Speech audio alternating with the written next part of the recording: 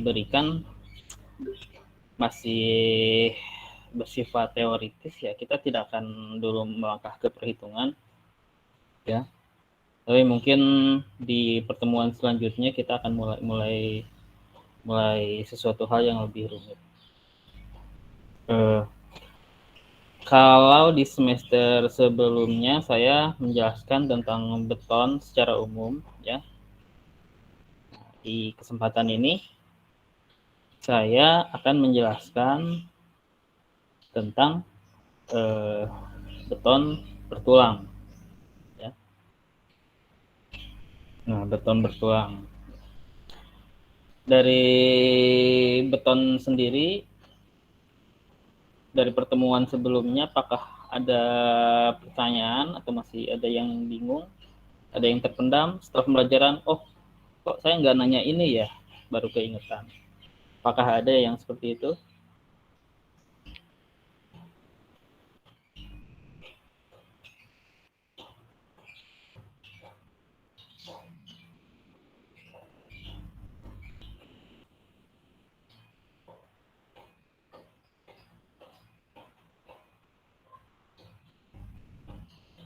Ya, pertemuan sebelumnya nggak ada pertanyaan? Sepertinya tidak, Pak. Oke. Kita lanjutkan ke beton bertulang ya. Jadi kalau kemarin kita hanya membahas beton dalam artian ya hanya betonnya aja ya, yang terdiri dari semen, split, dan pasir secara umum. Nah, namun dalam perkembangannya beton itu tidak bisa berdiri sendiri. Dia butuh yang namanya penguatan ya, karena beton itu memiliki kelebihan dan kekurangannya ya. Nah, saya evaluasi sedikit. Kekurangan beton itu apa? Apa kekurangan beton? Sehingga dia harus pakai tulangan di dalamnya. Oke, ada yang di sini, ada yang dari SMK, di SMK mungkin udah paham. Ada nggak? Izin menjawab, Pak. Oke, silahkan. Mungkin jadi tidak lentur, Pak. Jadi mudah patah gitu. Oke, bagus. Oke, next. Ada lagi selanjutnya? Ya. Saya senang kalau pembelajaran itu dua arah. Nggak cuma saya doang yang bicara, tapi Anda juga ada feedback. Ada lagi pendapat lain? Kenapa beton itu sebaiknya ada penulangan di dalamnya? Ya. Ada lagi? Oke ya. Seperti halnya manusia ya, manusia kita terdiri dari daging dan tulang. Kalau nggak ada tulang, kalau kita ternyata daging doang ya, mungkin kita akan bentuknya mungkin nggak kayak begini ya, nggak bisa berdiri, nggak bisa duduk ya, kita cuma bisa jadi kayak roti ya, kayak roti kita tuh kalau misalkan nggak ada tulang. Nah, sama halnya dengan beton. Nah, beton itu punya kelebihan dan kekurangan.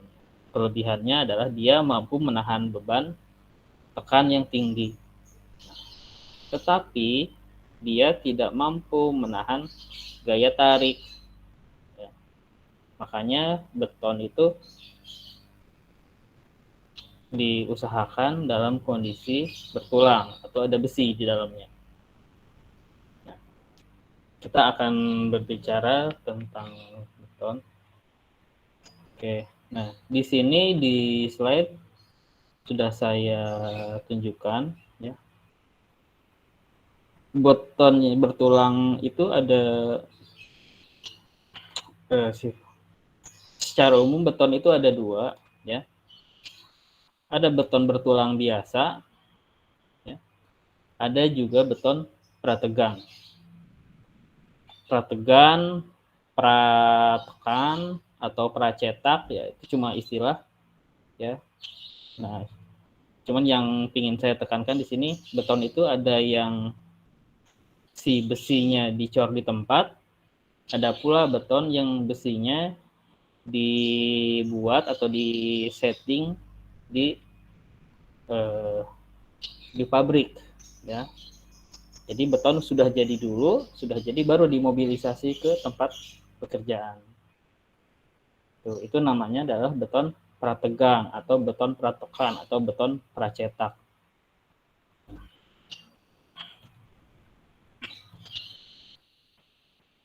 Kalau beton bertulang biasa diaplikasikan untuk pekerjaan yang sifatnya sederhana, ya. Ya, biasanya bikin rumah, ya. Terus tuh bikin rumah, terus tuh jembatan, kadang-kadang pakai beton bertulang biasa. Ya, ada pula yang namanya beton pracetak. Ada yang ini semuanya domisilinya di Sukabumi tah. Ada yang di luar kota. Ya. Nah, beton-beton prategang ini biasanya diperuntukkan untuk pekerjaan-pekerjaan yang levelnya sedikit lebih rumit, ya, dan bentangnya panjang juga. Nah, biasanya dikerjakan untuk jembatan, lalu apalagi ya, jembatan, bangunan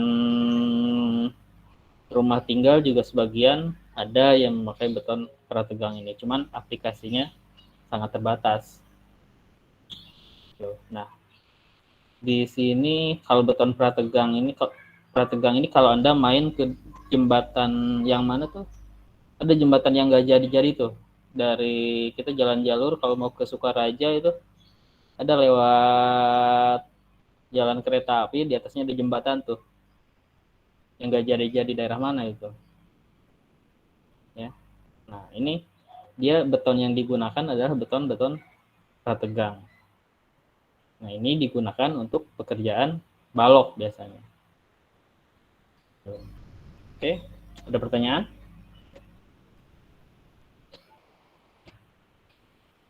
Silakan.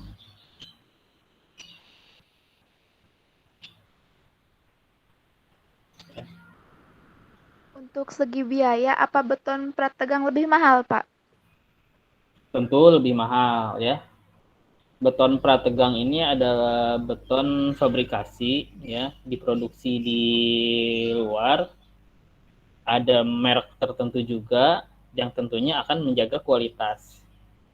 Dan komponen biayanya juga nggak sesimpel beton bertulang biasa, karena di sini Anda akan membutuhkan yang namanya mobilisasi, ya. Untuk setting di lapangannya juga Anda butuh alat berat, ya. Makanya untuk pekerjaan beton prategang ini biayanya pasti lebih tinggi, ya. Nah, kelebihan dan kekurangannya, ya. Nah, kalau beton biasa, ya, pertama biayanya lebih rendah, ya, biayanya lebih rendah dan bisa dikerjakan oleh tukang-tukang yang kurang mahir sekalipun.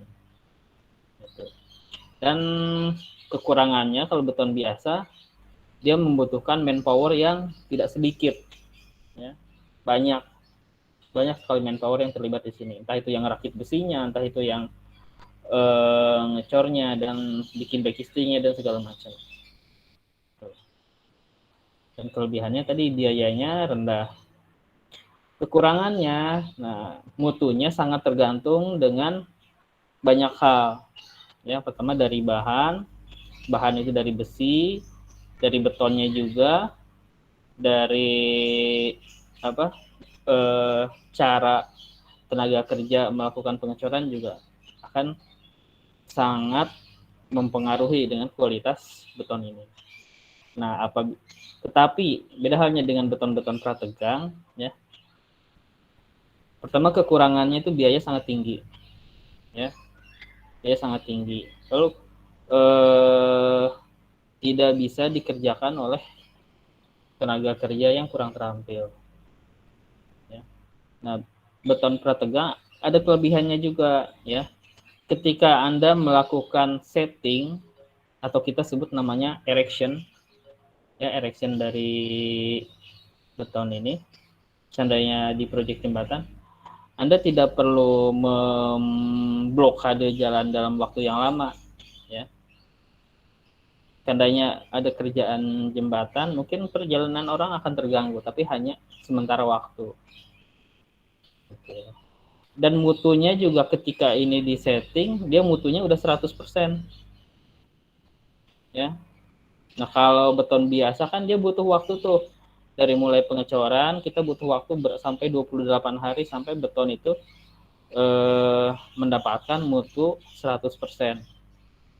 Nah, tapi kalau beton prategang ini, ketika kita mobilisasi dari pabrik beton ke lokasi, dia mutunya sudah 100%. Gitu. Ya. Oke, ada lagi yang ditanyakan? Ada Pak. Silakan. Apa saja tes yang paling umum untuk beton segar, Pak? Maaf, gimana? Apa saja tes yang paling umum untuk beton segar? Beton, tes beton. Iya, Pak. Oke, maaf ya, saya kemarin di pertemuan kemarin mungkin kelewat ya. Nah, pengetesan beton itu ketika di lapangan ya, sebetulnya ada 2 tes ya. Pertama SLAM test ya, saya ketik di sini. Maaf, saya tidak mungkin kelewat sama saya. Silahkan Anda browsing sendiri, ada SLAM test. Nah, SLAM test ini dilakukan untuk mengukur kelecehan beton. Yang namanya beton itu kalau Anda buat terlalu encer, tidak bagus juga. Kalau Anda buat terlalu keras, ya nggak bagus. Gitu. Nah, SLAM test itu untuk menguji beton ini mudah apa enggak dikerjakan. Itu namanya SLAM test.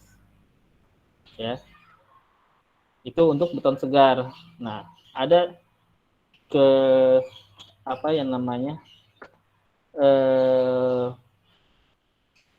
saya lupa ya, tapi dia bentuknya kayak apa ya? Anda tahu busur panah? Tahu, Pak. Busur panah. Nah, ada kayak papan tuh warna bulat tuh. Namanya apa ya? Nah, itu ada jadi di beton, khususnya beton pabrikan, ada yang namanya beton yang easy flow ya, yang dia sangat encer sekali sampai dia bentuknya hampir kayak susu, kayak kopi. Nah, dia tidak bisa menggunakan SLAM test, tapi menggunakan namanya apa ya? Bukan silinder test. Sebut saja namanya tes lingkaran. Nah, di sini diuji ya sebagai berapa besar beton yang kita pakai ini bisa mudah nggak diaplikasikan di lapangan. Tadi ya, SLAM test ini biasanya kayak sebentar saya tunjukkan.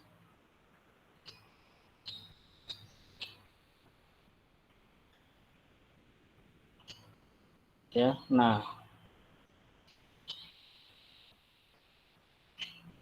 Sebentar saya tunjukkan.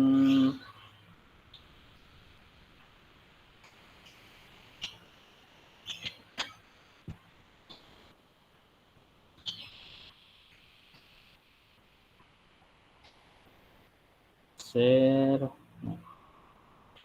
Apa kelihatan yang saya share ini di gambar? Ada kon-kon. Nah, ini namanya SLAM test. SLAM test ya. Nah, kita lihat di gambar paling pojok ini nih. Nah, ya. Diukur. Jadi beton itu dimasukin ke dalam sebuah corong ya. Nah, corong itu dibalik. Setelah dibalik, diangkat corong itu. Nah, berapa sentimeter penurunannya? dari ujung ketinggian corong ini. Nah, itu namanya selam tes. Ya. Semakin rendah nilai,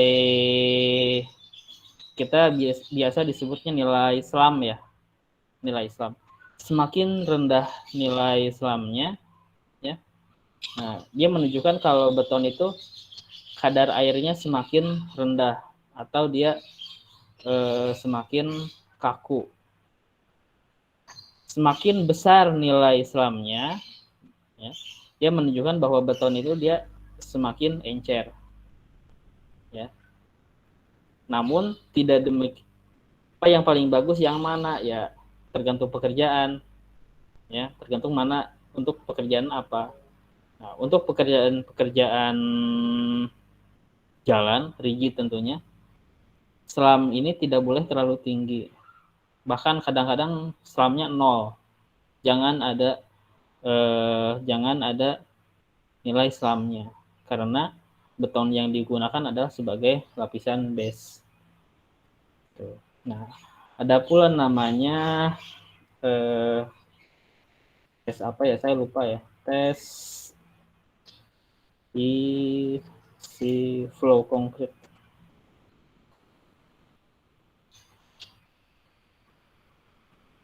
Nah, ada pula yang menggunakan lingkaran seperti ini. Ya. Nah, maaf, saya lupa namanya adalah self compacting concrete ya, bukan easy flow ya. Ya bentuknya tesnya bukan mengukur berapa penurunannya, tapi berapa diameter yang dihasilkan dari beton setelah dimasukin ke dalam pon. Oke, sampai di sini. Ada pertanyaan? Ada Pak. Silakan. Kalau misalkan kita mau apa? Kan beton itu suka di jalan itu ya dipakainya. Tapi kalau misalkan kita beton pengerasannya itu di bawah air, gimana Pak itu Pak? Apakah si betonnya akan mencair atau gimana Pak?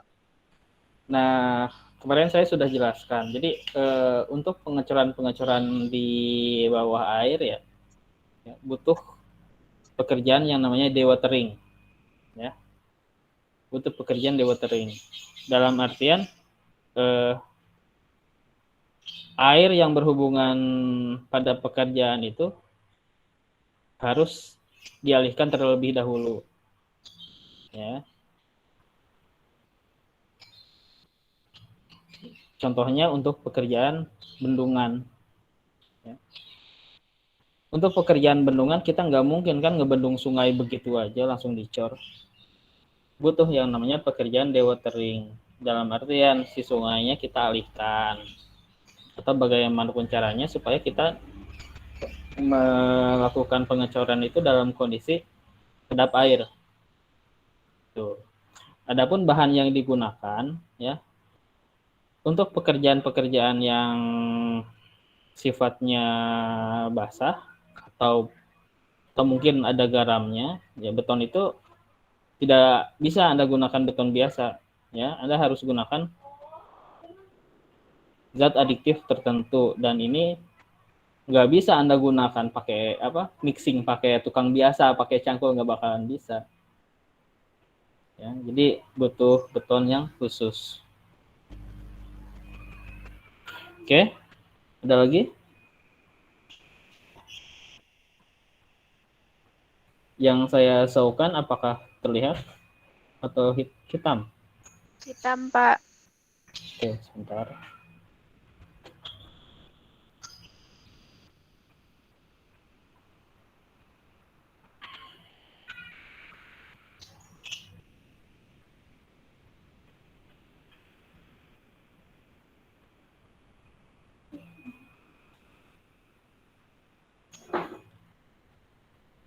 Oke, udah terlihat? Udah, Pak. Udah, oke ya. Ada lagi pertanyaan dari yang lain? Silakan.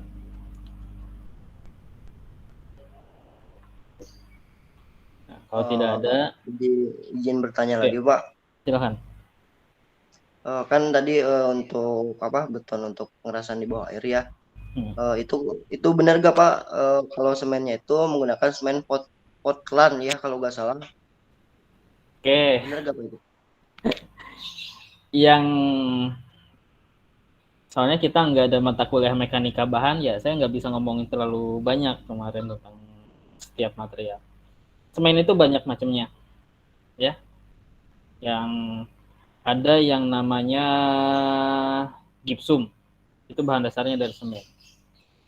Atau ada yang apa? Kalau misalkan ada yang kecelakaan, patah tulang, itu kan kakinya apa di gips ya, itu pakai semen juga.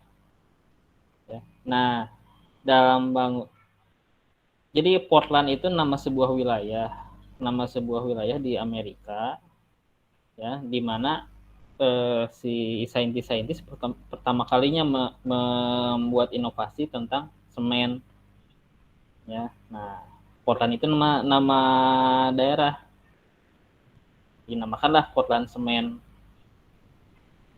itu. Nah, yang biasa kita gunakan dalam semua konstruksi bangunan itu namanya Portland Semen, ya. Maksud saya gini loh, semen itu keturunannya ada gips, ya, ada gypsum, terus ada yang buat tambal gigi, itu semen juga. Tapi di bangunan dari semen itu ada anaknya lagi namanya Portland Semen. Nah, yang akan kita gunakan dalam sebuah konstruksi bangunan itu namanya Portland Semen. Portland Semen dibagi lagi, ada yang namanya OPC atau Ordinary Portland Semen, ada yang namanya PCC, PCC Pozzolate Composite Semen, ada PPC Pozzolate Portland Semen, itu, ya. Jadi semua struktur bangunan menggunakan Portland Semen. Oke, ada lagi? Makasih Pak. Ya. Oke. Sekarang kita mulai ngebahas tulangan. Nah, yang namanya tadi kita asumsikan bahwa beton itu adalah badan manusia, ya. Badan manusia kalau nggak pakai tulang, karena nggak bakalan bisa aktivitas, nggak bakalan bisa jalan, nggak bakalan bisa duduk. Butuh yang namanya tulangan. Nah, beton ini memiliki tulangan. Tulangannya itu terbuat dari baja. Ya. Kenapa baja? Karena baja dan semen itu ada nilai, kalau tarik menarik benda tidak sejenis, apa itu namanya? Kohesi apa adhesi? Adhesi ya kalau nggak salah ya. Nah, si beton dan baja ini dia memiliki nilai adhesi yang sangat tinggi, ya, sehingga beton atau semen bakal nempel ke baja tanpa perlakuan apapun, ya. Jadi mereka ini saling membutuhkan nih. Tuh. Si baja punya kelebihan dan kekurangan, beton juga sama punya kelebihan dan kekurangannya sendiri. Nah, kekurangan dari baja ada di beton dan kekurangan dari beton ada di baja. Tuh. Beton tahan terhadap tekan dan lemah terhadap gaya tarik. Sedangkan baja sebaliknya, dia tahan terhadap tarik, tapi dia tidak akan tahan terhadap gaya tekan. Tuh. Oke. Nah, baja sendiri, tulangan baja yang digunakan untuk beton berbentuk silinder, ya. Nah, terdiri dari dua jenis, ada yang polos, ada yang bersirip. Ya, nah, saya besarkan. Ya, ada yang polos, ada yang juga bersirip. Ya. Nah, kalau yang polos plain, ya berarti baja biasa, sedangkan ada yang ulir, ya, nama ilmiah deform bar atau besi deform, ya. Nah, baja ini memiliki sebuah nilai, ya, sebuah angka ketika dia ditarik, ya. Maksud saya baja itu memiliki sebuah nilai kelenturan, ya, ketika dia mengalami tarik, ya, dia akan kembali ke bentuk semula atau kita sebut dengan elastisitas. Nah, baja ini punya nilai, ya. Nah, nilai yang biasa digunakan untuk baja adalah 210.000, maaf, 21.000 megapascal, ya. Jadi baja itu ketika dia mengalami tarik sebesar 21.000 megapascal maksimal, nah dia akan balik lagi ke bentuk semula. Apabila gaya tariknya melebihi 21.000, ya, nah baja akan mengalami yang namanya hardening. Oke, saya jelaskan nanti di slide selanjutnya. Nilai ini kita sebut dengan namanya modulus elastisitas, ya, modulus elastisitas. Ya, saya nggak bisa bicara terlalu banyak soalnya mekanika bahan ini harusnya sebuah mata kuliah terpisah, ya, tapi karena terlalu banyak dipadatkan, saya mohon maaf hanya bisa membicarakan kulitnya aja. Itu silahkan Anda cari tahu modulus elastisitas itu apa, silahkanlah. Anda generasi milenial tentu lebih paham teknologi, bisa browsing-browsing di Google. Ya. Oke, dari sini ada yang tanyakan? Mohon maaf Pak, kekurangan Silakan. dan kelebihan besi ulir sama besi polos itu gimana Pak? Oke, itu saya jelaskan nanti di slide selanjutnya ya. Oh, baik Pak. Oke. Next ada lagi? Ada Pak. Silakan.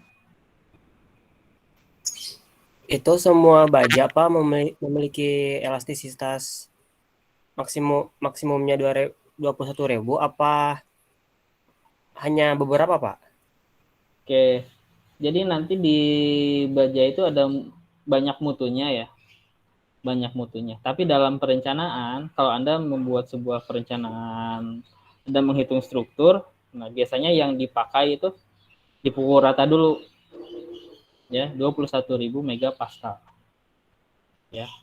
Perhitungannya nanti di setelah pertemuan selanjutnya kita akan belajar menghitung, yang dijamin perhitungannya akan membuat hidup Anda sedikit terganggu, ya. Perhitungan sangat rumit. Ya Pak, Nanti baik. kita jelaskan di pertemuan selanjutnya. Oke, next ya. Tadi menjawab pertanyaan dari siapa tadi? Oke, kita mulai sedikit melangkah lebih advance. Nah, kita tidak membicarakan masalah modulus elastisitas, kita tidak membicarakan tentang angka, ya. Tetapi ada beberapa kondisi dari baja ketika mengalami stressing atau gaya tarik, ya. Yang pertama adalah daerah elastis. Nah, kita lihat di grafik. Yang atas adalah diperuntukkan untuk baja tulangan polos atau plain.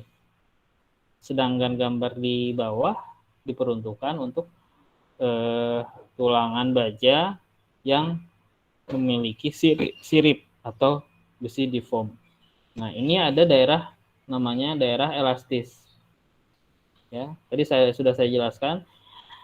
Pada area elastisitas ini, ya, ketika baja mengalami tarik, ya, kalau ditarik tentu kalau elastis berarti panjangnya akan bertambah kan,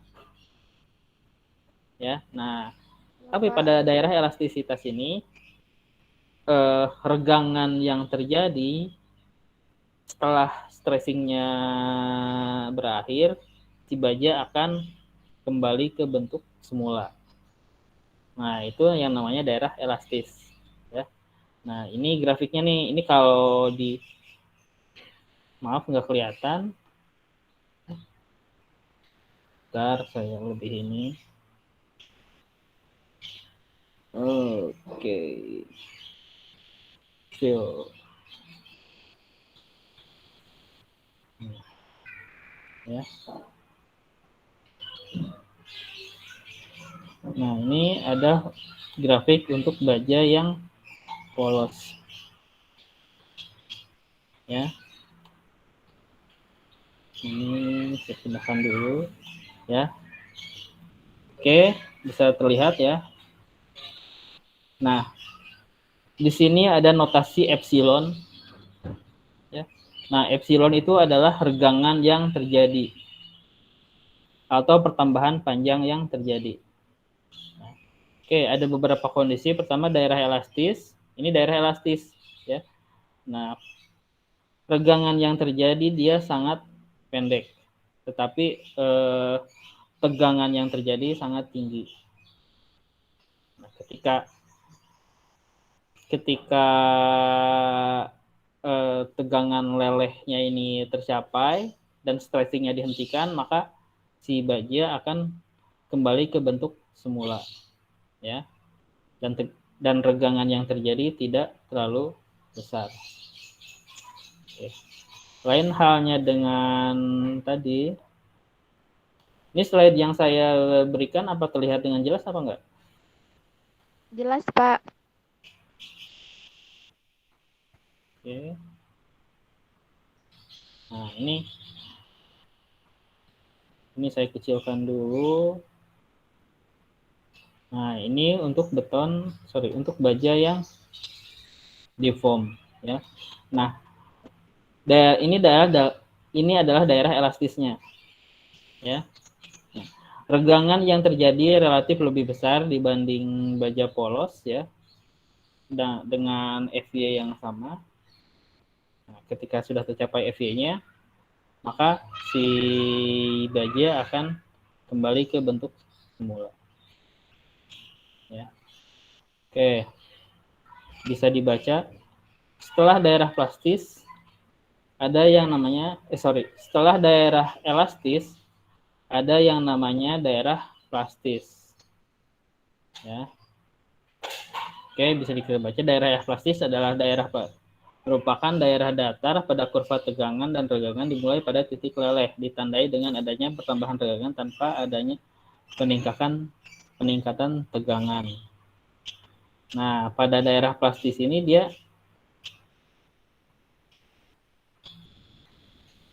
adanya pertambahan regangan, ya, tanpa ada pertambahan tegangan, ya. Nah, di sini adalah daerah plastis dari A ke E T. Ini daerah plastis, ya.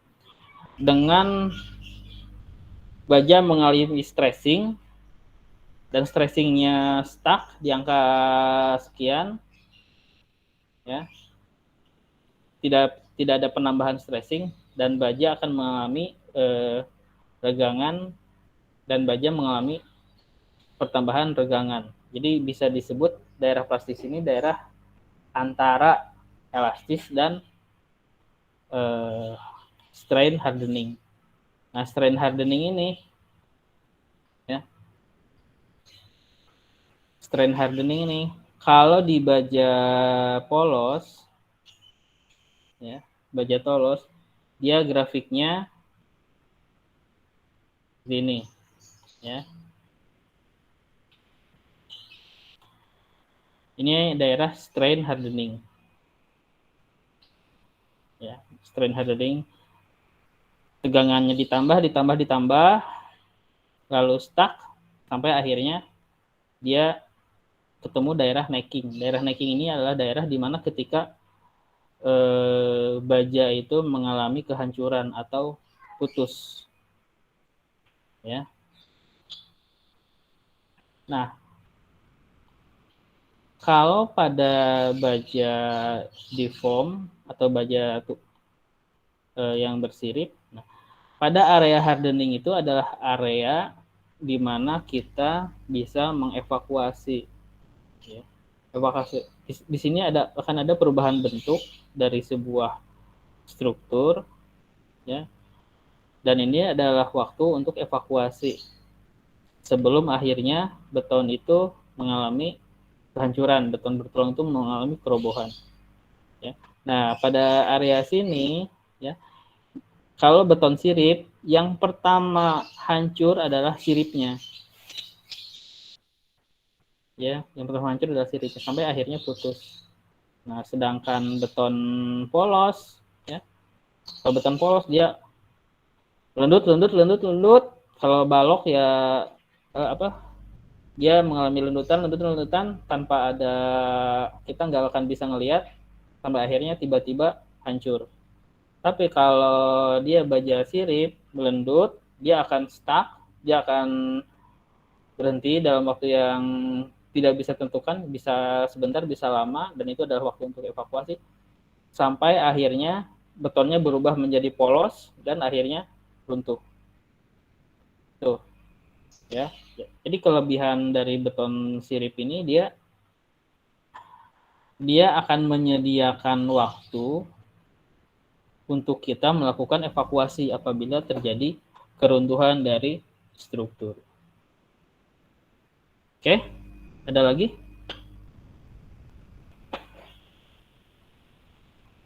Ada yang tanyakan?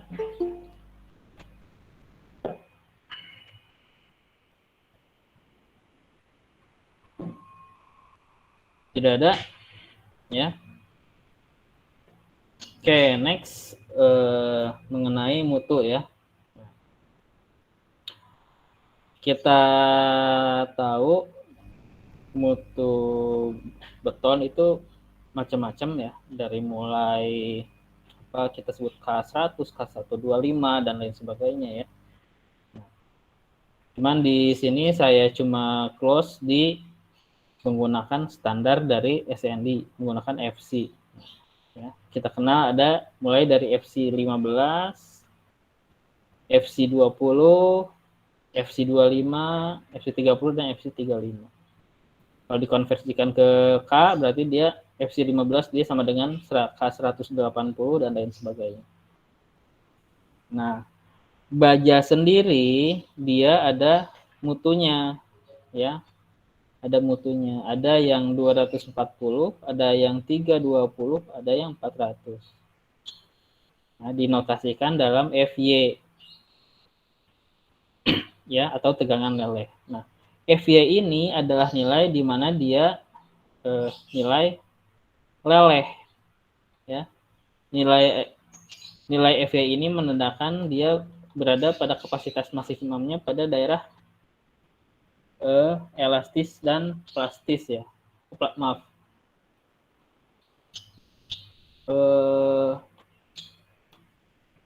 Ya, plastis, ya.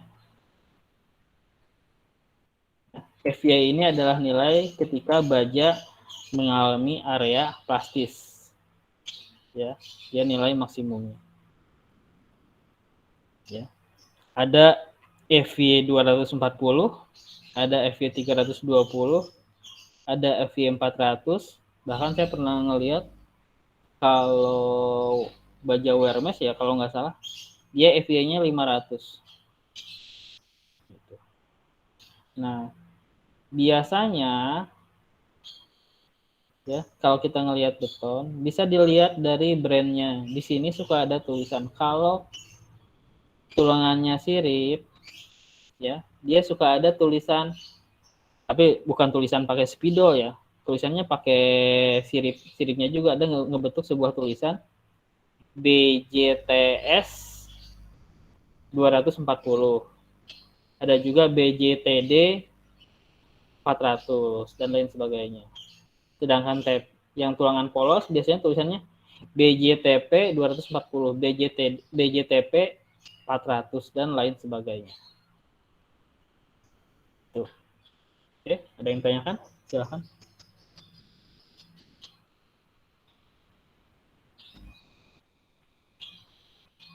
Silakan, ada yang ditanyakan? Bingung?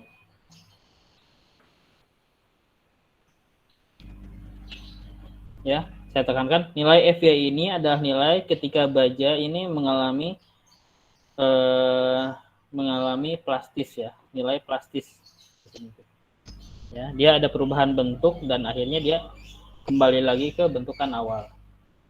Apabila baja mengalami apa tadi namanya strain hardening, ya ini tidak dibenarkan ya. Soalnya kalau strain hardening berarti selanjutnya dia tidak akan mengalami daerah plastis lagi, pasti dia akan hancur.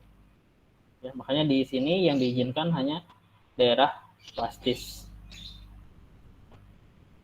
Bapak Ya. izin bertanya, Silakan. kalau buat nguji leleh baja itu bagaimana, Pak? Ada tes namanya,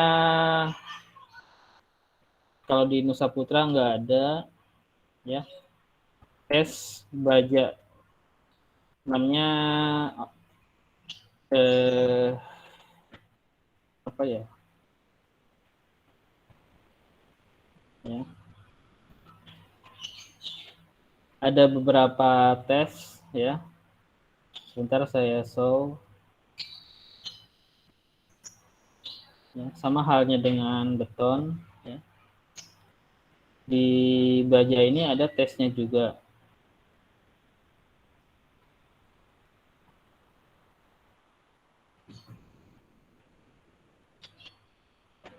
Ya.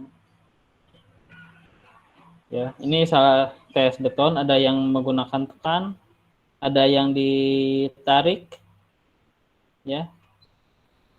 Nah, di Nusa Putra kebetulan kita kayaknya belum punya, kita baru punya compressive test untuk beton. Untuk bajanya kayaknya belum punya. Ya. Biasanya lembaga yang mengadakan ini bisa jadi lembaga swasta. Kalau yang biasa di proyek kita kenal namanya ada Sofoco, ada biasanya ada juga dari kampus, tapi kampus-kampus yang sudah terbilang cukup lama seperti UI, IPB, Trisakti. Kalau di Sukabumi biasanya yang dipakai itu dari Universitas Muhammadiyah atau dari UMI. Ya. Karena yang paling lama itu kayaknya dari UMI. Tuh. Ya. Nah, di sini ada indikatornya nanti kelihatan. Ya, nilai strength yield-nya berapa, nilai plastisnya berapa, nilai strain hardening-nya berapa, dan dia akan mengalami necking di gaya tarik berapa. Ya. Oke, ada lagi?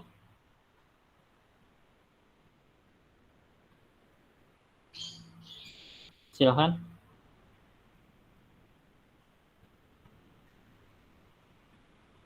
Halo. Iya, Pak. Ada lagi yang tanyakan? Silahkan.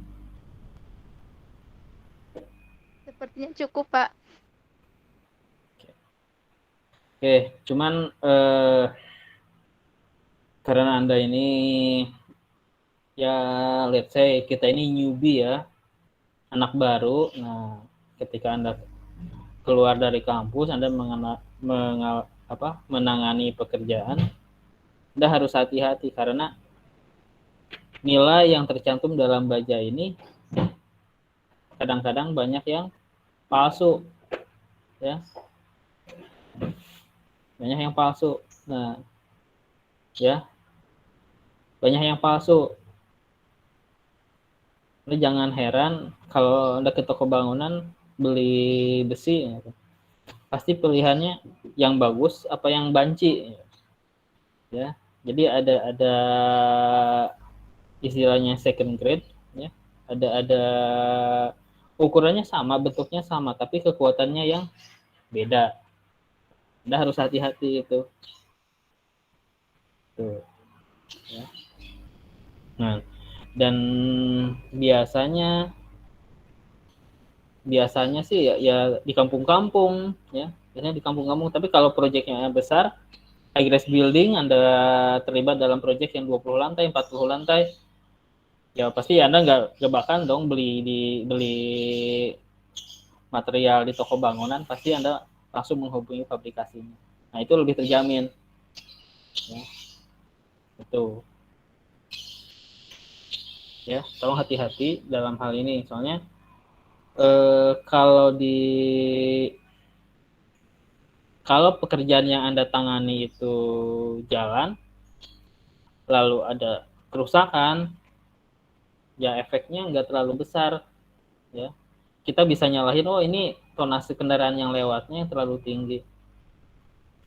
Tapi kalau yang proyek yang Anda tangani ini sebuah gedung, ya, kalau terjadi keruntuhan, yang paling pertama dicari itu ya Anda.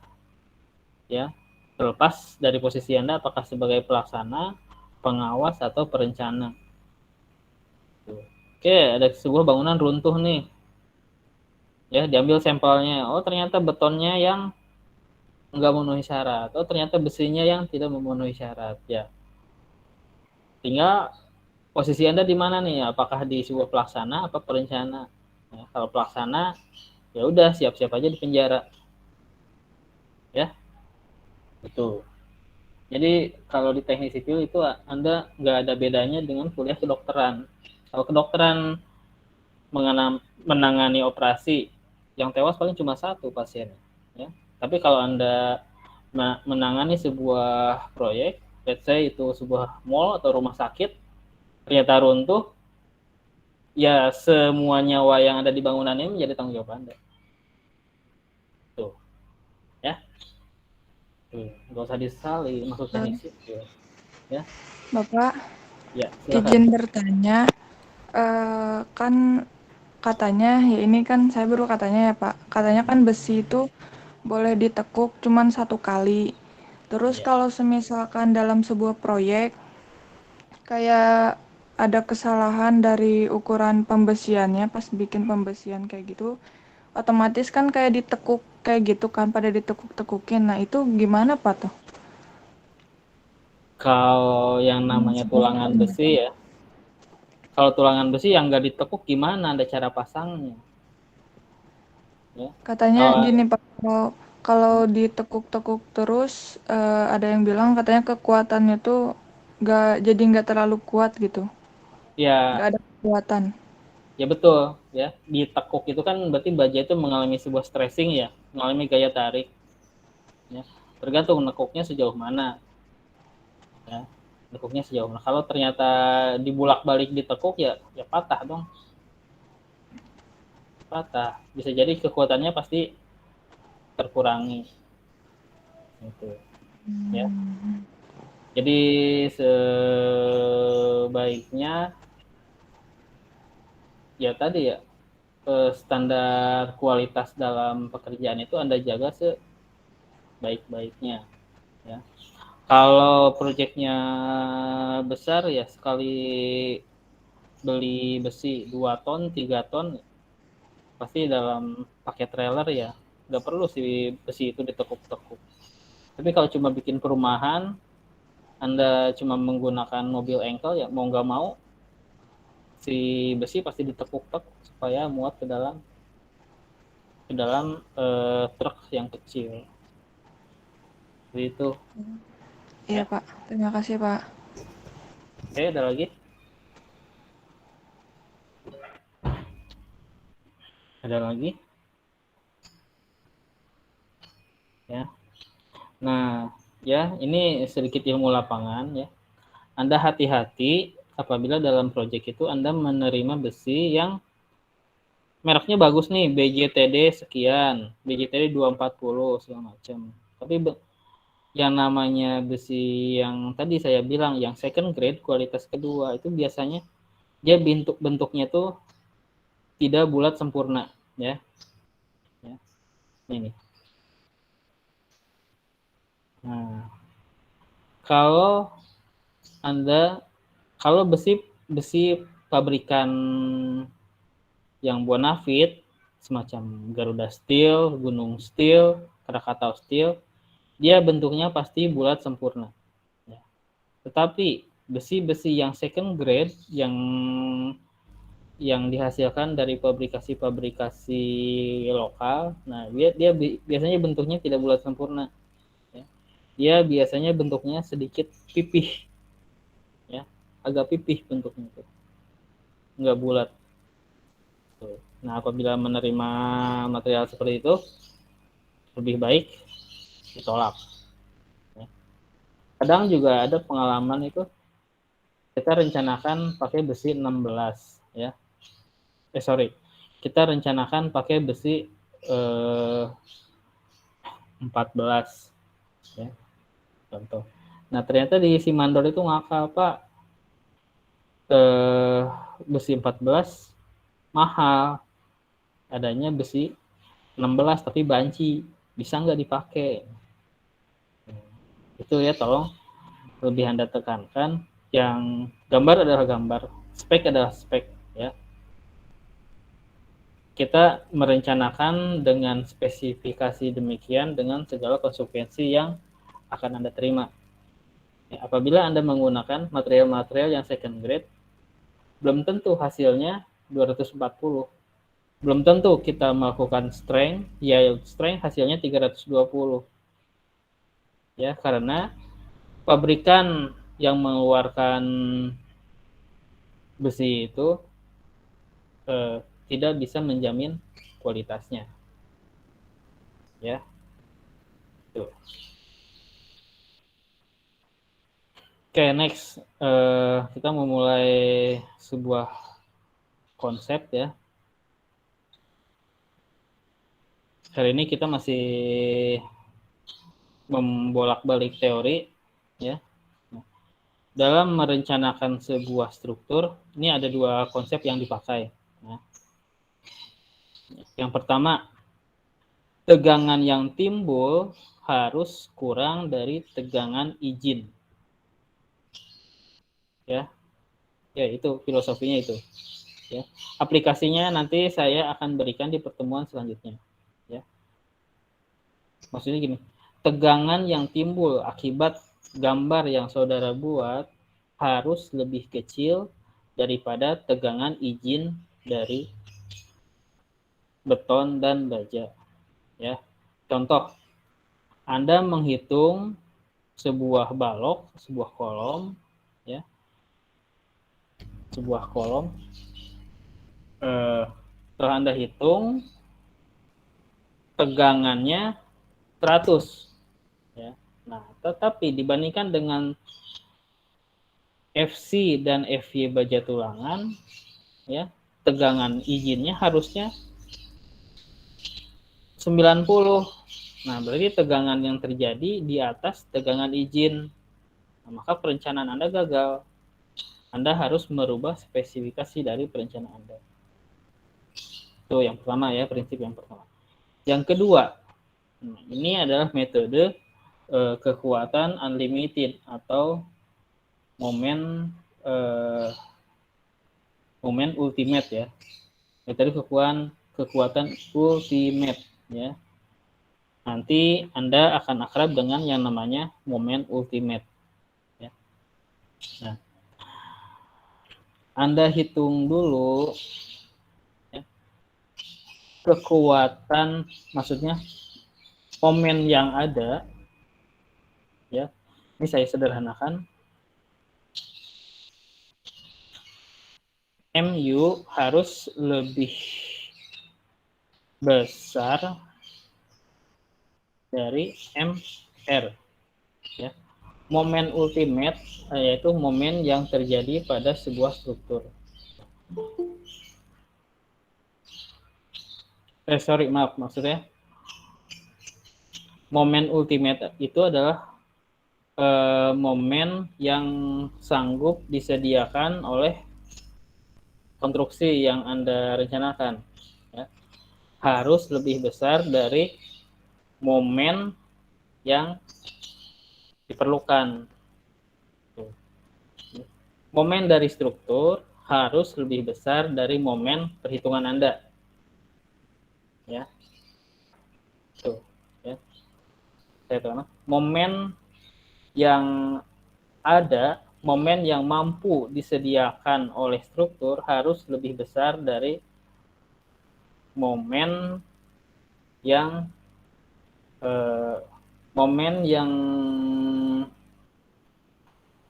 tersedia oleh struktur momen yang tersedia oleh struktur harus lebih besar dari momen yang ada. Contoh, Anda merencanakan sebuah balok dengan FC 30 dengan FY 400 menghasilkan momen 2400 kN meter. Ya. Nah, angka itu, momen itu harus lebih besar daripada momen yang diperlukan, ya. Oke, kalau saya bahas di sini bolak-balik nih, Anda pasti bingung.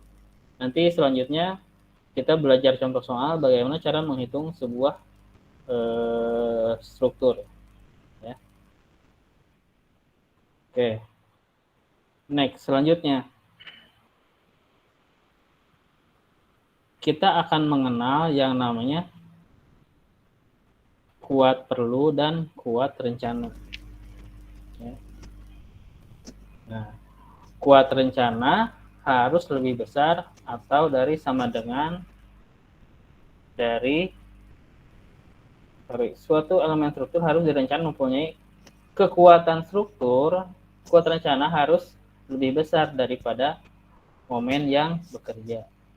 Nah, lebih besar dan sama dengan ini maksudnya gini, apabila momennya itu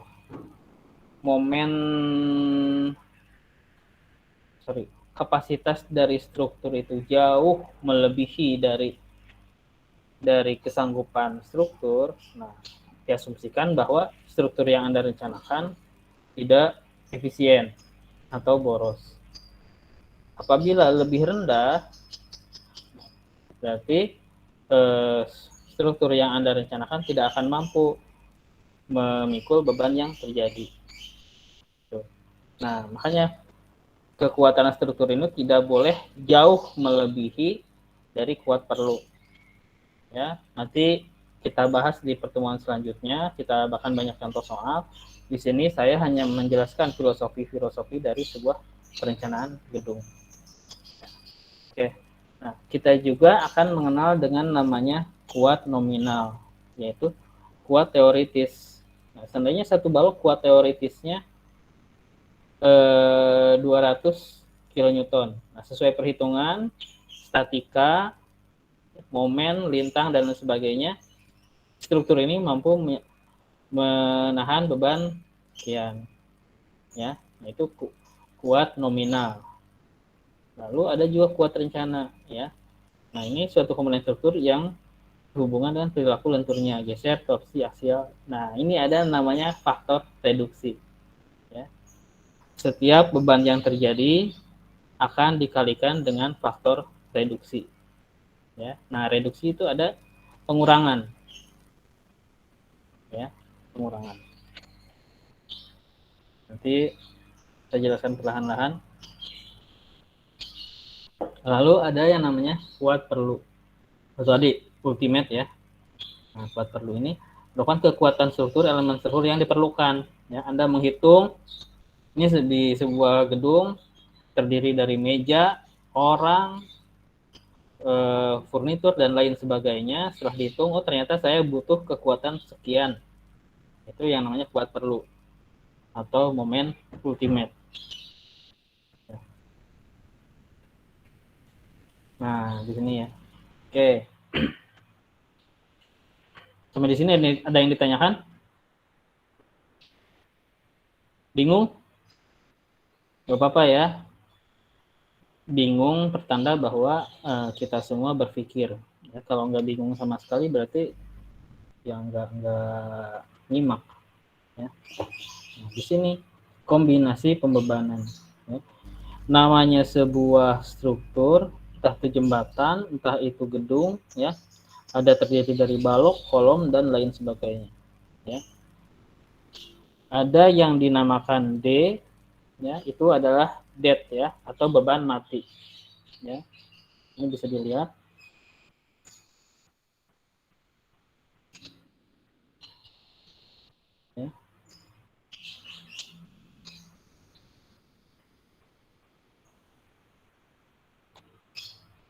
Sorry, nggak jelas.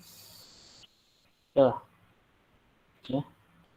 Ada beban mati, D dinotasikan dalam bentuk D. Ya.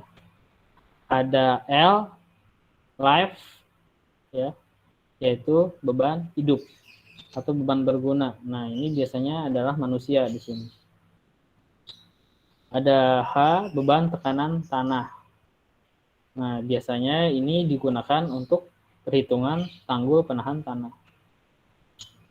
Ada A adalah beban atap. Nah, ini digunakan untuk pekerjaan roofing atau upper structure. Ya, ada LR, beban hidup tereduksi. Ada E, earthquake. Nah, ini untuk bangunan-bangunan tinggi yang harus memperhitungkan faktor gempa. Ada F, fluida. Nah, fluida adalah fluida ini maksudnya benda cair yang mengalir. Nah, ini biasanya fluida ini digunakan untuk bangunan-bangunan macam bendungan, sudetan, dan lain sebagainya. Ya, fluida benda cair yang mengalir. Lalu R, air hujan. Nah, ini digunakan untuk menghitung atap. Nah, di sini ya, setiap beban akan ada yang namanya faktor beban. Ya. Oke, tergantung dari strukturnya. Ya, ternyata seandainya yang beban yang diterima hanya beban matinya Anda hitung, taruh misalkan apa ya yang beban mati ya, dudukan mesin, ya, Anda merencanakan workshop, ada dudukan mesin, nah Anda hitung mesinnya berapa ton, misalkan mesinnya 200 ton. Ya. Nah, Anda nggak bisa dalam perencanaan bangunan tuh nggak bisa langsung menghitung 200 ton. Ya. Si mesin itu harus Anda kalikan dengan 1,4. 1,4 ini adalah namanya faktor beban. Gitu. Oke, contoh yang kedua. Misalkan Anda merencanakan sebuah plat lantai. Dalam sebuah plat lantai bangunan, ada yang namanya beban mati, ada yang namanya beban hidup. Ya. Ada meja, kursi, alat-alat, dan lain sebagainya. Ada manusia juga di situ. Maka perhitungan beban yang terjadi, ya, beban terfaktornya, beban matinya dikali 1,2, lalu beban hidupnya dikali 1,6, ditambah setengah dari atap atau R air hujan. Nah, ini untuk plat lantai. Untuk plat atap. Kalau misalkan Anda buat sebuah bangunan yang menggunakan dak beton. Tuh.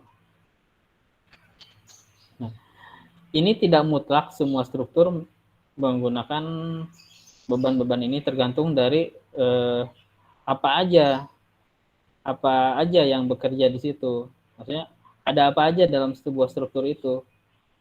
Gitu ya. Ini nggak mutlak semuanya harus seperti ini. Tergantung dari, misalkan Anda plat lantai kan nggak ada atap, berarti 0,5 A dan R-nya dihilangkan, cukup 1,2 D dan 1,6 L. Oke, ada yang ditanyakan? Silakan. Ada yang ditanyakan? Silakan. Bingung? Halo? Masih bingung Pak, masih membayangkan. Masih membayangkan? Ya, oke. Saya ulangi ya. Iya Pak. Dari sebuah struktur bangunan, ya, tentu ada beban. Nah, contoh plat atap. Ya, Anda membuat sebuah gedung, atapnya menggunakan dak beton. Ya. Nah, dak beton. Anda hitung di dak beton itu ada apa aja yang bekerja dak beton. Oke, yang pertama ada beban mati. Beban mati itu terdiri dari berat sendiri, ya. Itu dak beton luasannya berapa, tebalnya berapa, ketemulah berapa kilogram atau berapa ton per meter persegi. Ya.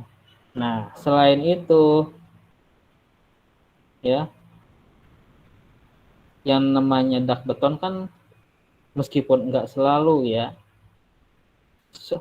pada waktu-waktu tertentu kan ada orang naik ke atas, ya. Nah, ditambahlah yang namanya L, beban hidup atau berguna. Ya. Nah, setiap beban berguna, ya, seandainya beban berguna itu diasumsikan manusia, besarannya di angka 100 kg per meter persegi. Oke, di sini ada yang beratnya 100 kg? Berat badannya ada yang 100 kg? Tidak ada, Pak. Nggak ada ya. Kalau 100 kg berarti udah besar sekali. Kalau naik angkot bayarnya 2 kali. Nah, diasumsikan berat manusia itu 100 kg per meter persegi.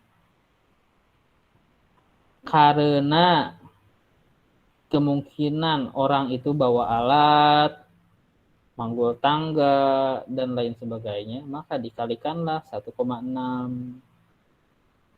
Makanya beban hidup itu pengalinya 1,6. Diasumsikan berat barang yang dia bawa 60% dari berat badannya. Nah, tadi beban mati. Oke, betonnya tebalnya sekian, luasannya sekian, tebalnya sekian. Ya, tapi kan itu empiris.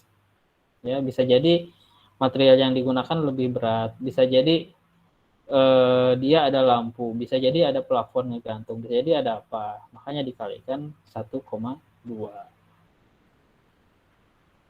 Tuh. Ya. Oke.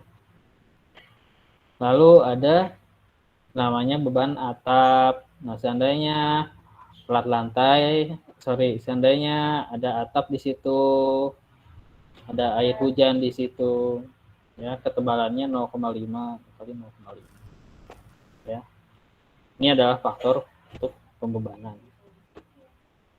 Oke, ada lagi? Ya, kita lanjut aja ya, setengah jam lagi ya.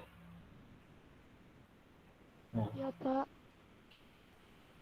Nah, ini kekecilan tulisannya, saya juga udah kebaca ini. Ya. Oke ya, Tuhan udah baca sendiri ya ini ya. Ini ketentuan-ketentuan yang saya peroleh dari SNI ya. Anda baca sendiri. Oke. Next. Nah, tadi ya. Ini kita masih filosofisnya nih, kita belum praktek, makanya Anda pasti bingung. Ya. Dalam sebuah perencanaan bangunan ada untuk menghitung tulangan, untuk menghitung mutu beton yang diperlukan, Anda butuh namanya momen rencana. Ya. Momen rencana. Momen rencana sama dengan bisa sama dengan momen normal dikali faktor reduksi. Ya. Oke, berarti perhitungan sangat aman ya. Udah mah tadi beban-bebannya ada faktor apa namanya? Ada faktor pembebanan 1,4, 1,2. Sekarang momen-momennya direduksi lagi. Ya. Taruh momen maksimalnya 200 megapascal. Direduksi lagi, diasumsikan bahwa beton itu mampu menahan 0,6 dari momen nominalnya. Ya. Ini kita namanya faktor reduksi. Ya. Nah, kenapa aman sekali, Pak? Udah mau bebannya ditambah, tambah momen-momennya dikurangi. Ya, tadi karena di Indonesia ini banyak barang-barang yang let's say kualitasnya tidak terjamin, ada faktor-faktor human error, makanya perhitungannya dibuat sangat aman. Sudah mah perhitungan dibuatnya sangat aman, dikorupsi pula, ya roboh, masuk penjara.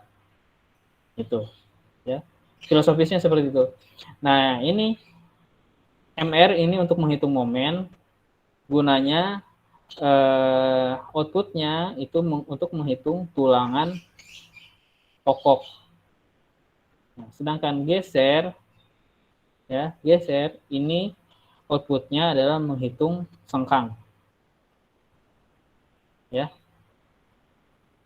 prakteknya kita bicarakan di pertemuan selanjutnya. Oke.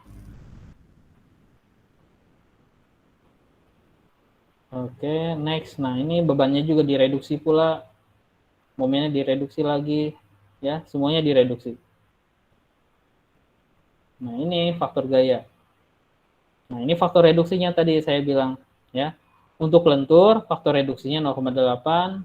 Untuk P, aksial tarik, 0,8. Untuk geser, ada 0,75 dan lain sebagainya. Ini faktor reduksi ini tadi untuk mengcover faktor-faktor human error dalam sebuah proyek. Ya. Nah, yang terakhir. Dalam sebuah struktur, ya, kita akan mengenal yang namanya kondisi balance, ya. Nah, kondisi balance ini rasio tulangan yang terjadi tepat, ya. Sorry, maksudnya kondisi balance ini Anda setelah melakukan perhitungan, ya, ketika struktur yang Anda rencanakan sudah jadi, ya, lalu diberi beban, beton dan bajanya, ya, akan mengalami kehancuran yang bersama-sama. Nah, itu namanya kondisi balance, ya. Nah, lalu ada namanya kondisi over reinforce, ya. Di sini beton akan roboh terlebih dahulu, ya. Kalau Anda ngelihat sebuah struktur betonnya ngelupas tapi bajanya masih utuh, nah itu berarti kondisinya over reinforce, ya. Nah, lalu ada yang namanya under reinforce, ya. Nah, ini akan terjadi, akan panjang dulu muncul. Nah, ini ini bisa Anda baca kondisi di mana terjadi beban tulangan baja akan runtuh terlebih dahulu kemudian diikuti betonnya. Nah, ini bajanya dulu yang patah, ya, baru betonnya. Nah, ya, jadi apabila ada terjadi keruntuhan akan ada waktu untuk melakukan evakuasi, ya. Nah, kita akan kenal yang namanya raw perlu, raw balance dan lain sebagainya, luas tulangan perlu dan lain sebagainya, ya. Kita akan bahas di pertemuan selanjutnya. Oke, sampai di sini ada yang ditanyakan? Halo? Bingung? Oke, ya. Nah, satu lagi. Saya sudah, semuanya sudah masuk ke Google Classroom belum? Halo? Halo? Ya, Pak. Ya, halo Pak. Nah, di sana saya sudah share sebuah buku ajar, ya. Buku ajar, sebentar saya buka dulu.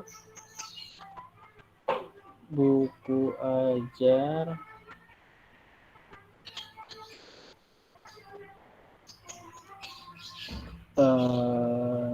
Mana ya? Sebentar.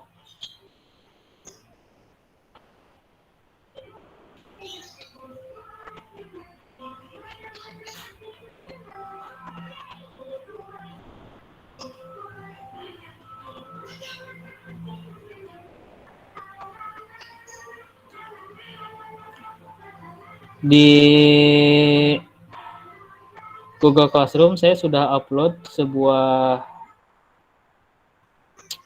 PDF ya. Nah, ini adalah buku ajar ya. Terdiri dari, ini saya susun sendiri, terdiri dari sampai 100 halaman. Nah, tapi kelihatan nggak? Bentar.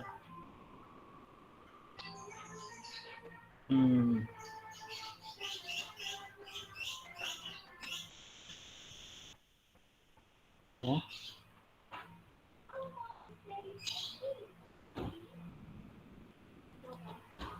Apakah kelihatan yang saya share? Kelihatan, Pak. Halo? Nah, ini saya sudah share buku ajar di Google Classroom. Silakan Anda download ya. Ini buku ajar yang sifatnya masih draft ya, masih perlu banyak penyempurnaan. Silakan Anda pelajari dan silakan Anda pakai ya. Tapi saya ada pesan, tolong buku ajar ini jangan Anda sebar ke yang lain, apalagi pihak-pihak di luar kampus ya. Karena masih sifatnya masih draft, belum sempurna.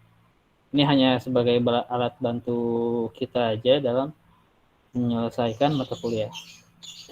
Ya. Iya, Pak.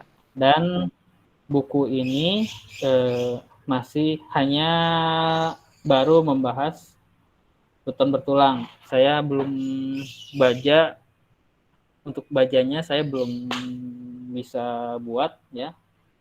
Saya baru bisa membuat dalam buku untuk struktur beton bertulang. Silakan Anda pakai dan silakan Anda pelajari. Ya. Oke, saya rasa cukup dari saya. Ada pertanyaan? Tidak, Pak. Cukup, Pak. Oke. Kehadiran hari ini saya nggak mau manggil satu-satu ya. Saya akan screenshot dari daftar hadir yang di sini ya. Saya akan screenshot dari yang hadir di sini ya.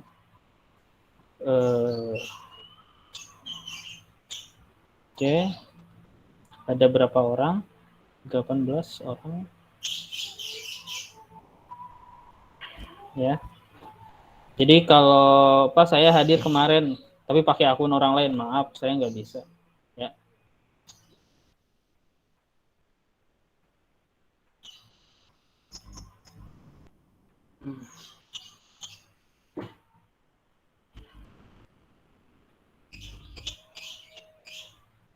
Oke, saya rasa cukup dari saya. Saya ucapkan terima kasih ya. Hari ini masih free, saya belum ngasih tugas. Minggu depan saya harap Anda siap-siap. Saya akan memberikan tugas parsial yang cukup rumit ya. Oke, saya rasa cukup dari saya. Saya ucapkan terima kasih. Wassalamualaikum warahmatullahi wabarakatuh. Waalaikumsalam warahmatullahi wabarakatuh.